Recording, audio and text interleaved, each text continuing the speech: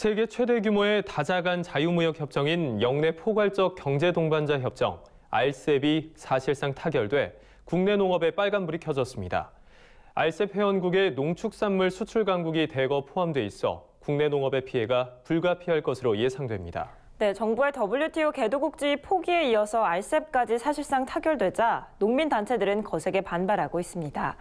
농민단체들은 정부가 농업을 포기한 것이나 마찬가지라며 대규모 야외 규탄 집회를 예고했습니다. 보도에 윤슬기 기자입니다. 한국 농업이 다시 한번 시장 개방에 큰 위기에 놓였습니다. 정부가 최근 세계 최대 자유무역 협정으로 알려진 영내 포괄적 경제동반자 협정, RCEP의 협정문에 합의했기 때문입니다. RCEP은 동남아시아 국가연합 아세안과 한중일, 그리고 인도, 호주, 뉴질랜드 등 16개 국가가 참여하는 세계 최대 규모의 다자간 FTA입니다.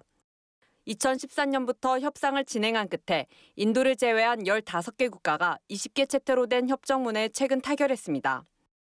최종 타결은 내년으로 미뤄졌지만 인도와의 협의만 남겨둔 상태라 사실상 타결된 것과 마찬가지입니다.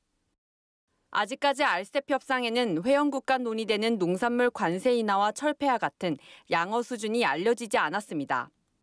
하지만 RCEP 회원국 가운데 일본을 제외한 모든 나라와 이미 FTA를 체결한 만큼 양어 수준이 기존 FTA 수준을 뛰어넘을 가능성이 높습니다. 만약 그렇게 된다면 우리 농업은 지금보다 훨씬 더 큰 피해를 입을 수밖에 없습니다. 우리나라의 농축산물 수입에서 RCEP 회원국이 차지하는 비중이 매우 높기 때문입니다.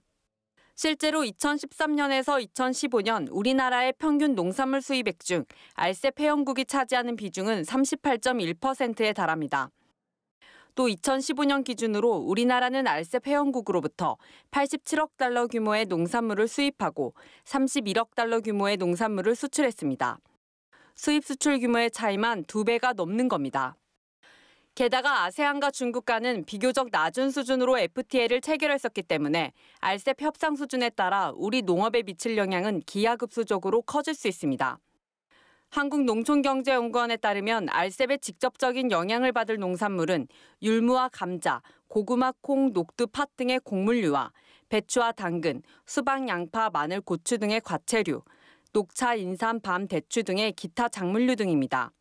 또한 농축산물 위생검역 조치가 완화될 경우 현재 검역으로 수입이 제한됐던 사과와 배, 복숭아, 감귤과 같은 과일류도 심각한 타격을 입을 것으로 우려됩니다. 이에 RCEP 협상 타결 소식이 알려지자마자 농업계는 크게 반발하고 나섰습니다. 아직까지 지난 WTO 개도국 포기 선언에 따른 대책 마련도 제대로 이뤄지지 않았는데 RCEP 협상까지 진행한다는 건 사실상 정부가 농업을 포기한 거라는 비판의 목소리가 높아지고 있습니다. 개도국 포기 선언, RCEP에 의해 우리 모든 농작물, 작곡류를 비롯해서 곡물류, 가채류까지도 이루 말할 수 없는 피해들이 올 거라고 생각을 하고 있습니다. 정부에서는 지금 아무런 농민들이 만족할 만한 대책을 내놓지 않기 때문에 개도국 포기 선언도 RCEP도 받아들일 수가 없다는 겁니다. 농민단체들은 농민을 저버리고 농업을 홀대하는 정부를 규탄하겠다며 13일 서울 여의도에서 전국농민 총궐기 대회를 진행할 예정입니다. MBS 뉴스 윤슬기입니다.